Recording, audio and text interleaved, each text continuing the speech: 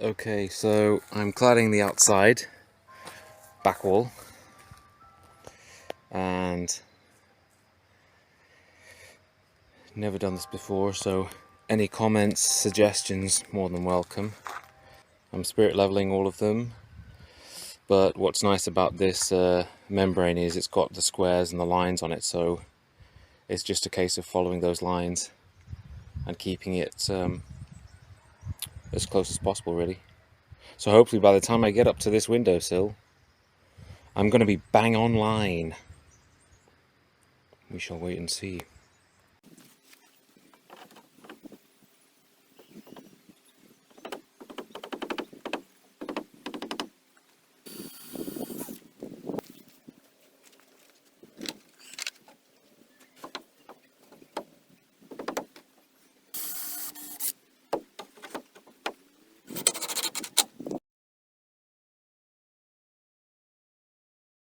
Okay, so here's the cladding at the back, looking really nice.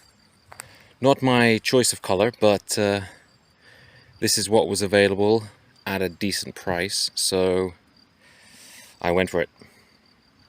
Anyway, it's gonna look good. And there's the bedroom window.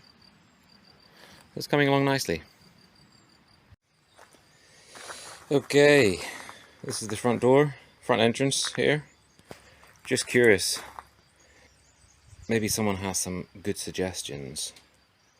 I'm going to put one more arch just along this edge here, just slightly inside of the edge, because if you look down here, you can see it kind of comes out because it's not being supported. So I'm going to put an arch, one more arch here, and I'm going to put strips across here, and then I was going to plasterboard it, OSB board it, and then use the cladding that I'm using for the front and the back. Let me know what you think. My kind of issue is dripping up there. Something to put maybe along the arch here, although the arch is only 18mm, so I guess it will just drip off. We'll see. We'll see.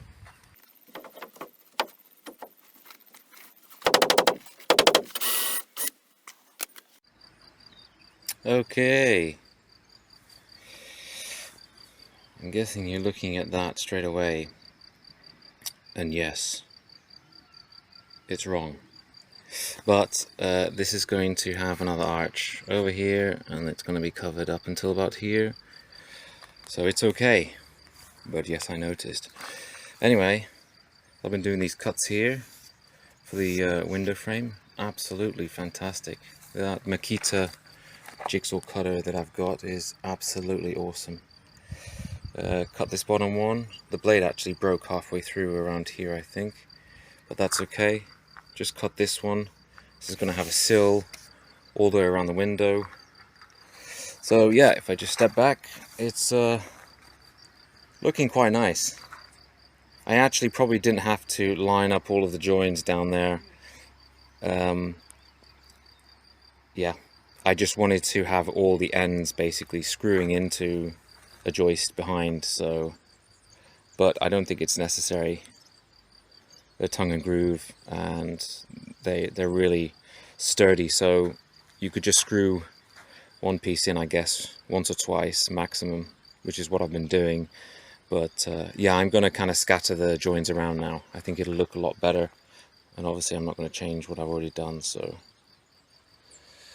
just another learning curve. Anyway, it's looking good.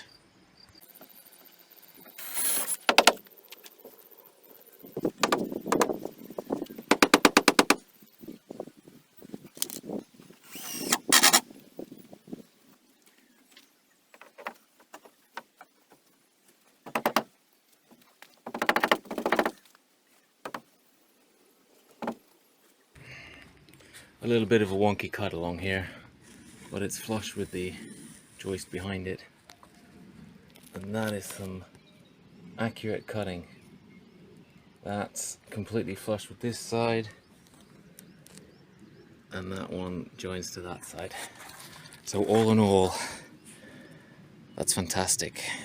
I'd say that's a window of opportunity. Yeah.